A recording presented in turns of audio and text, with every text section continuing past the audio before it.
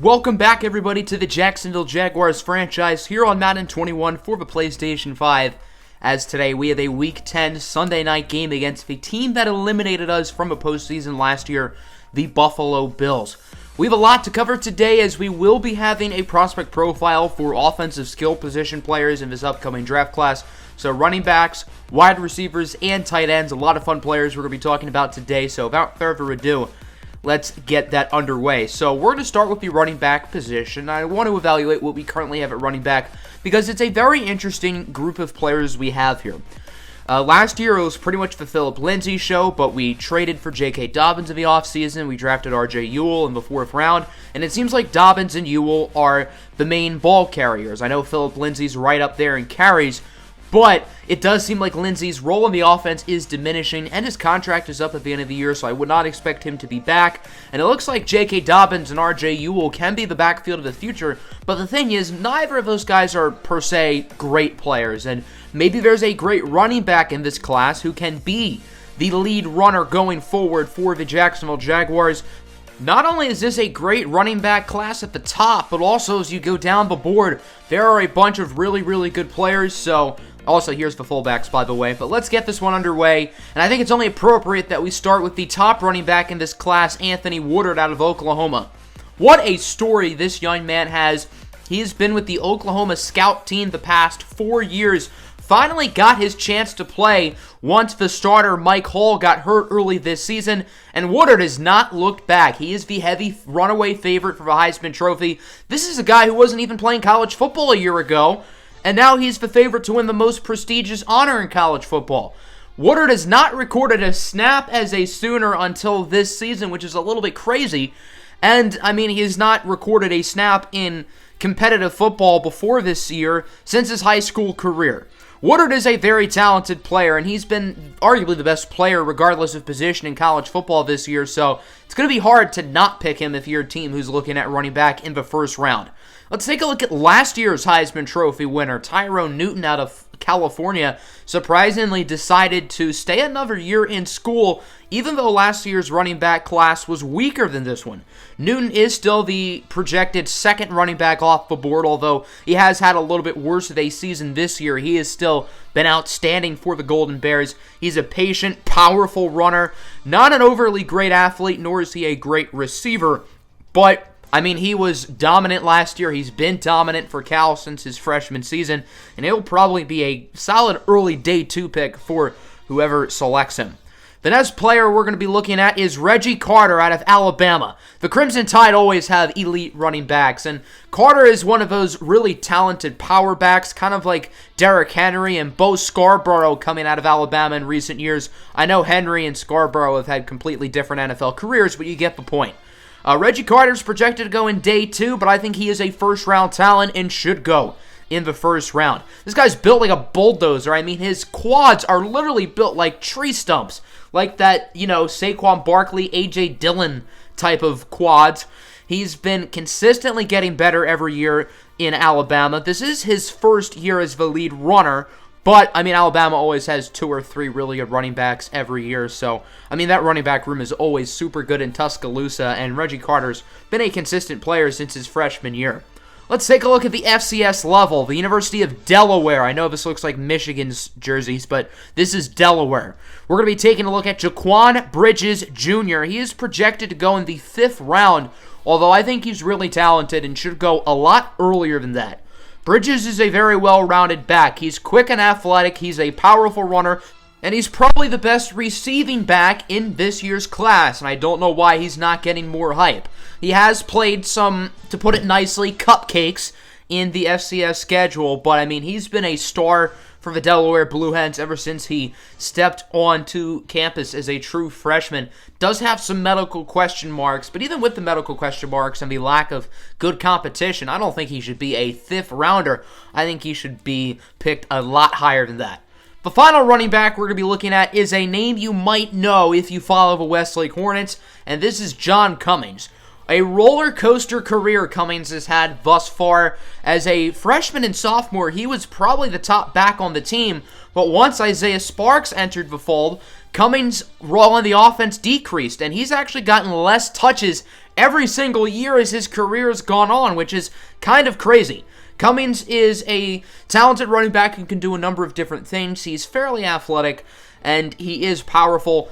Cummings is not a huge receiving threat, though. Only 28 catches in his 4-year career at Westlake. And, of course, he dropped the game-winning pass as time expired in the national championship when he was a sophomore. If he caught that touchdown, Westlake would have won. And since he dropped it, Westlake lost. So John Cummings' hands were literally the difference from Westlake being the first team in college football history to win 3 straight national titles. Let's take a look at the wide receivers now. Obviously, there are a lot of talented receivers on this team. DJ Chark, we know, is a stud. Casey Schock has had a nice rookie year, although I feel like the Jaguars are misusing Schock a little bit, and I wish he was a little bit more involved in the offense. But there are some question marks after that. Laviska Shenault hasn't really lit it up his first 2.5 years in the NFL, although he's a fine player. Zeke Bowman, we know, has upside. He hasn't really showcased all of his potential yet. And this is a really solid wide receiver class, particularly at the top, but there are some good players down the board who I think you guys are really going to like, and I think this could be another year where Jacksonville could look at wide receiver pretty early on, especially if they don't think Laviska Shenault is really part of the future. The first player we're going to be looking at is another Westlake Hornet, Carter Westwood, a projected top 5 pick in this year's class. Probably the best non-quarterback in this year's class, because we know Aiden Kent's out of the University of Virginia is probably the best player in this class. But outside of him, the next best prospect is probably Westwood, who is a physical specimen. 6'5", 223, he's super athletic, he's big, fast, quick, creates good separation. And, I mean, he has been so good since his true freshman season. If I were to nitpick, I mean, Westlake has had his brother at quarterback, Stephen Westwood, every year other than this year. Westwood obviously entered the NFL, now with the Pittsburgh Steelers. And Carter Westwood has had a little bit of trouble developing chemistry with the new quarterback, Keith Fleming. Carter Westwood and Keith Fleming have done a better job as the year has gone along when it comes to developing that chemistry, but can Carter truly be an elite receiver without his brother at the quarterback position? The next player we're going to be looking at is a talented Day 2 prospect. His name is Terry Brown III from Florida State University. We've seen a lot of super athletic, super explosive wide receivers enter the NFL in recent years, and that's not what Brown is. 6'4", 215 pounds. He's not overly athletic, but he's a very physical player. He does create great separation, and he is a good jump ball receiver as well. So he's pretty much Carter Westwood, but without all of the athletic gifts that Carter Westwood has, which is why Brown is probably going to be a Day 2 pick, but still a really good prospect. The next player we're going to be looking at is one of my favorite players in this year's class, only a redshirt sophomore out of Coastal Carolina. This is Popeye Rainwater II. I know, awesome name, and this is an awesome player. When he has the ball in his hands, he is a problem. Super explosive, super athletic, elite speed and acceleration, but his agility, his change of direction, and his ability when he has the ball in his hands are second to none. He is a little bit raw as a receiver, and he's kind of come out of nowhere this year. I mean, he was just a random player on Coastal Carolina entering the season, and now he looks like one of the top receivers in college football and a potential second-round draft pick. As I mentioned, he does need to be more polished. He's not a very good separator, inconsistent hands, inconsistent route running. You're going to have to work on him because he's far from a finished product, but the potential is absolutely there. Let's take a look at the Big Ten here. Another first-round projected receiver. This is Nikine McCarter out of Illinois. McCarter is another super athletic, super explosive player. He's very fast and athletic. He's not the biggest guy, only standing at around 5'10", weighing in at a little bit over 180 pounds, at 189 to be specific, but he's been a consistent player since his true freshman season for the Fighting Illini. And the thing that really separates him, between him and Popeye Rainwater, is McCarter is an awesome route runner. No, he doesn't quite have the yak ability that a guy like Popeye Rainwater II has, but McCarter has consistent hands, he has a consistent route runner, and he will go in the first round. The final receiver we're going to be looking at is Reggie Herman, another Westlake Hornet.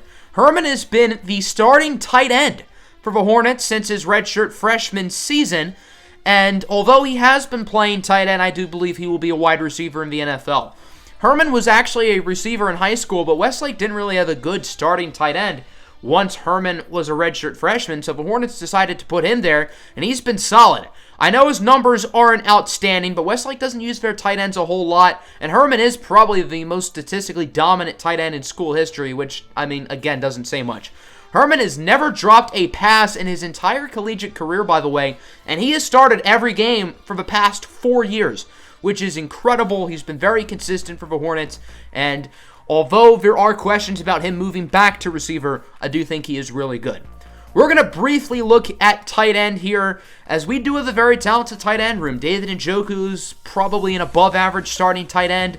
Daniel Romer and Simba Azikiwe are two talented young players, although Azikiwe hasn't really seen the field a ton. I would like to get Azikiwe involved more, but I do think him and Daniel Romer could be our long-term starter in tight end if we do let David Njoku go soon, and I do believe he only has 2 years left on his contract. Although we do not have film on any of the tight ends in this class, there are a couple I want to briefly look at, including Vincenzo Pagnotti out of Virginia Tech, an athletic vertical threat who runs good routes, has good hands, and he will probably be a first-rounder. So, I mean, you don't see tight ends going in the first round all that often, so Pagnotti must be a very good player. And then Avo Ayuluko, the younger brother of Ayo and Ulri Ayuluko. Unlike Ayo and Ulri, Avo did not attend Westlake. Instead, he's been with the Stanford Cardinal the past 4 years. He's a really, really good player, probably going to go in day 2. Unfortunately, since Ulri Ayuluko is on the Washington football team, who doesn't need a tight end, it doesn't look like we'll see Ulri and Avo team up yet in their careers. So that'll do it for the prospect profile. Let me know what you thought of some of these prospects in the comments below. Now it's time to look at our opponents today, the Buffalo Bills, who have the same record as us, 5-3.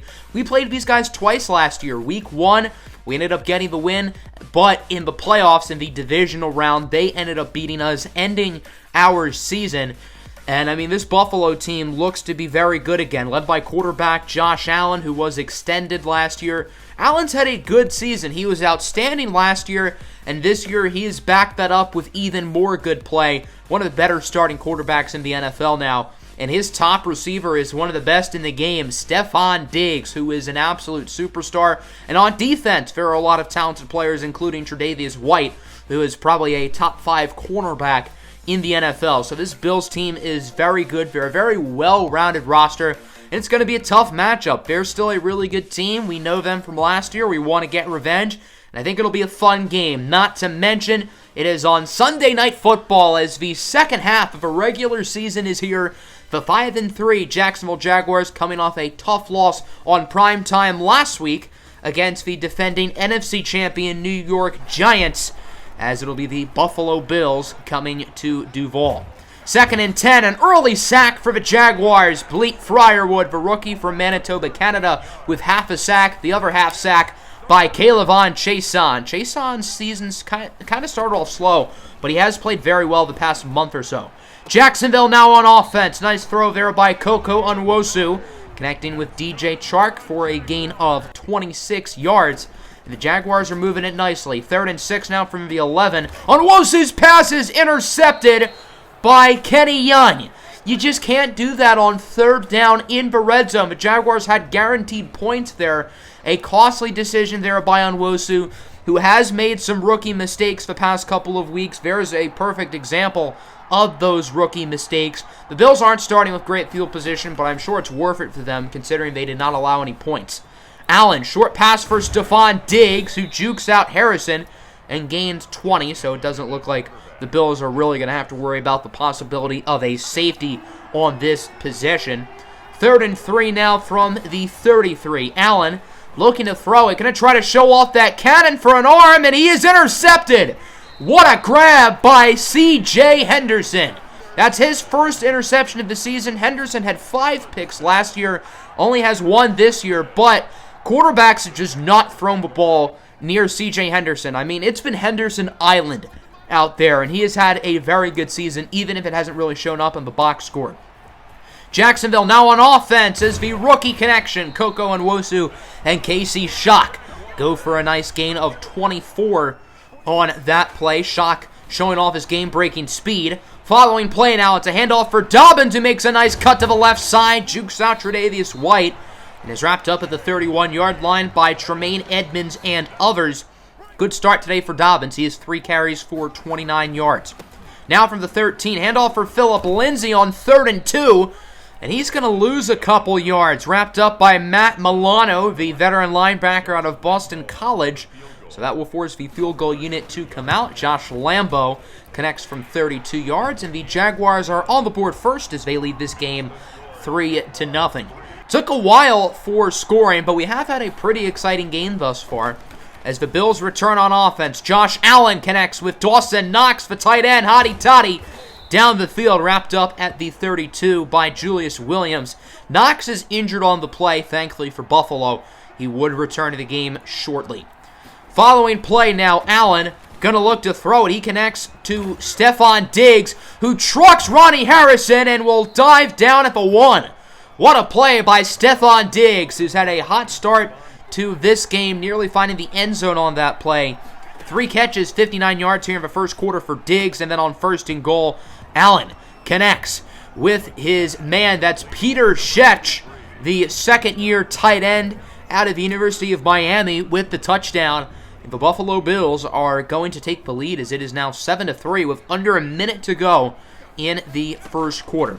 Jacksonville back on offense. Koko Nwosu up the middle for Dobbins on 3rd down. That will not get the first down, and that'll do it for the first quarter. 7-3, Bills lead. Pretty exciting and pretty close game thus far. Buffalo starting with the ball here early in the second quarter. 2nd and 10, it's a toss for Singletary, and he will lose 2 yards. That's his first carry of the day. The Bills are just refusing to run it because they know they're not going to be able to run the ball today. Jacksonville's rushing defense has been incredible this year.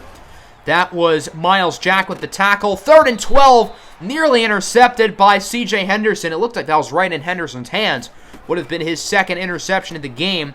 And Jacksonville has it back. 1st down, it's a short pass for Chark, who makes a nice play after the catch, but he is hurt.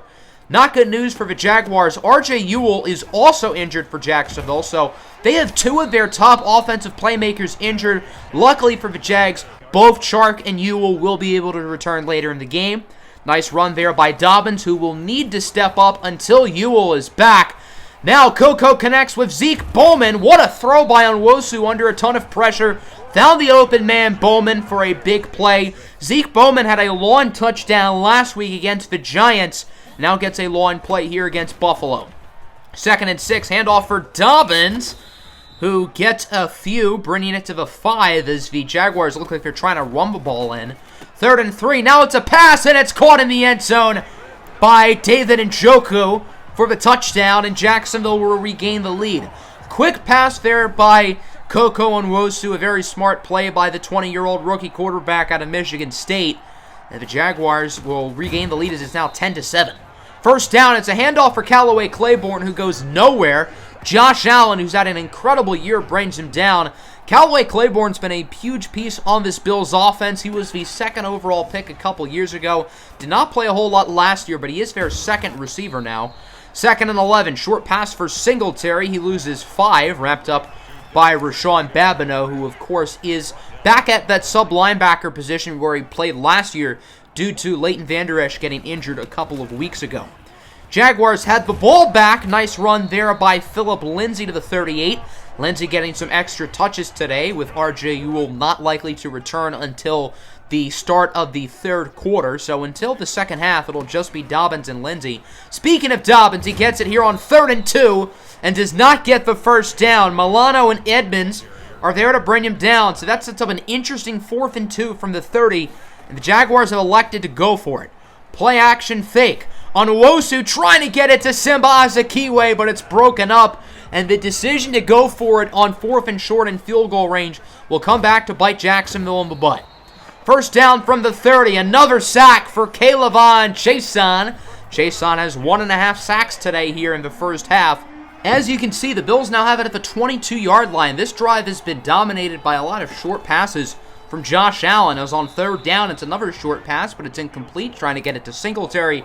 So the field goal unit will come out on the field. Buffalo trying to tie it, and it's nearly blocked by Damon Arnett. But the kick is good, and the Bills will tie the game up at 10 apiece late here in the first half. Jacksonville has all 3 timeouts and plenty of time. Let's see if they can drive down the field try to take the lead before the halftime intermission. As on first down, nothing but green grass ahead here for Koko Onwosu. He will run for a gain of 21 yards. A very nice play with Koko Onwosu's legs. 3rd and 5 now from the 46. Under 40 seconds to go. Jags still have all 3 timeouts as Onwosu finds an open Casey Shock up the middle to the 22. And the Jaguars would use their first timeout of the half. Following play now, 31 seconds to go until halftime. Koko looking to throw it under a lot of pressure. Flag on the play as it's tipped and caught in the end zone by Shock. A very high IQ play there by Casey Shock. I don't know why Koko just lobbed it up into coverage, but there is a flag, and this ridiculous touchdown is coming back. A holding call on Bentley Vonder Walson. So now it is 1st and 20 from the 32. Onwosu under more pressure. A risky throw there for Chark, making up the yardage from the penalty as he gets a nice gain of around 15. Now from the 17, Jacksonville down to 1 timeout as Koko up the middle for Laviska Shenault, who will score. That is Chenault's first touchdown of the entire season. And the Jaguars will take the lead with just 14 seconds to go in the half. So it looks like the holding call will not come back to bite Jacksonville in the rear end, as they will take the lead going into the halftime break 14-10, bearing a big play here from the Bills with 10 seconds to go. 2nd and 4. It's nearly intercepted by Babineau. That was right in his hands. Jacksonville could have easily scored a field goal had he caught it. So a lucky break there for Buffalo. Jacksonville does lead this game 17-10. The Bills have 9 rushing yards, and it's not that they have had a poor time of running the ball. It's just that they haven't even tried. To be honest, I don't blame them. Jacksonville's run defense has probably been the best in the NFL this year, so I don't blame Buffalo for really just focusing on throwing it. Jacksonville on offense, 3rd and 2. Koko Onwosu going to run for the first down. Buffalo was excellent there in coverage, but they sent no pressure. And that is a gain of 12 for Koko. I don't think Gardner Minshew would have made that play. First down, handoff for R.J. Ewell, returning from his minor injury, as he brings it to the 11 for a gain of 16 yards. A good play there for the 4th-round rookie out of East Carolina, who has certainly surprised a lot of people this year as a very high-impact rookie. 2nd and 10 now. Dobbins will find the end zone for a Jacksonville touchdown, and J.K. Dobbins will help the Jaguars double their lead as it's now 24-10. His 10th rushing touchdown of his career, and it's certainly good to see J.K. Dobbins having an increased role here in Jacksonville. Never really got a chance in Baltimore, especially with them signing Aaron Jones. And now that he's gotten a true shot in Jacksonville, he has flourished. Bills back on offense. Josh Allen with a pretty risky throw into coverage there, but it is caught by the tight end Dawson Knox, who's had a very big game thus far for Buffalo. Buffalo now on the opposing 44. 2nd and 8. Josh Allen is sacked by Josh Allen. Josh Allen with his 8th sack of the year, matching his total from last year. Josh Allen only had 8 sacks a year ago. He already has 8 this year as Josh Allen's namesake brings him down on the play. 3rd and 12 now from the 47. Allen, tough pass for Diggs, and it's incomplete, but we got a flag. That looks like pass interference on Zaire Wiggins. An automatic first down for Buffalo. A costly penalty by the 2nd-year corner out of Auburn. And instead of a punt, it looks like the Bills are going to score as Devin Singletary will walk it in from 7 yards out. And the Bills are only down by 1 possession. Once again, a costly flag on the play there by Wiggins. And the Jaguars still are winning, but it's not as comfortable of a lead. 3rd and 2. Onwosu, perfect accuracy into the hands of DJ Chark.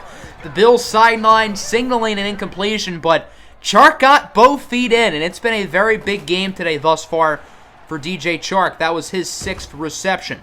2nd and 8 now. Look at Njoku fighting for the first down, trucking Tre'Davious White on the play. Koko Onwosu, 19 for 25 at the moment. He's been very accurate in this game.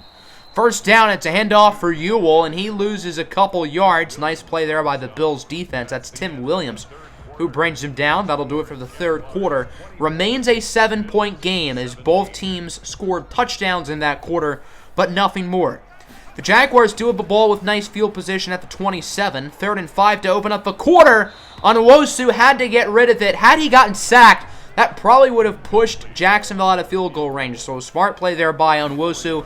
Josh Lambo from around 44 yards out. The kick is good, and it is now 27-17. Josh Lambo's continued to be automatic. Only one field goal miss and only one extra point miss the entire season. 27-17 now as the Bills have the ball back. 2nd and 8. Look at Stephon Diggs up the middle with a nice play before being brought down by Wiggins, but not before getting all the way to the opposing 32. Now from the Jaguars 17, 3rd and 9. Big play here for the Bills as Allen looking to throw it under pressure. It's a short pass for his running back, Devin Singletary, who only gets around 4 yards. So on 4th and 5, the Bills will elect to play it safe and kick the field goal as it is good. And it will go back to being a one-score game. Nice kick there by the veteran Dan Bailey, as it is now 27-20 with under 6 minutes to play in regulation. Can the Jaguars hold on? 2nd and 4. David Njoku was wide open. It looked like Buffalo tried to send a ton of pressure there, and it didn't work because nobody covered Njoku. And the Bills have not recorded a single sack today. There's been noticeably less sacks ever since the Jaguars benched Minshew for Koko Onwosu, and I don't think it's a coincidence. Onwosu's mobility has continued to help him out avoiding sacks. 3rd and 2, I don't really know why he threw that pass. Probably should have just thrown it away. He's lucky the defender didn't intercept it. 4th and 2, Lambo does make the easy field goal, and the Jaguars are back up by 10, as it is now 30-20 with under 3.5 minutes to go. 1st down, Allen is sacked by Ifeadi Odenigbo. Welcome back, Odenigbo. Ifeadi Odenigbo's been hurt all season. He got injured in the preseason. He's back today, and he has been pretty quiet thus far, but it is good to see him getting a sack in his first game of the year. 3rd and 15, Allen heaves it deep, and it's in the hands of Zaire Wiggins, but incomplete.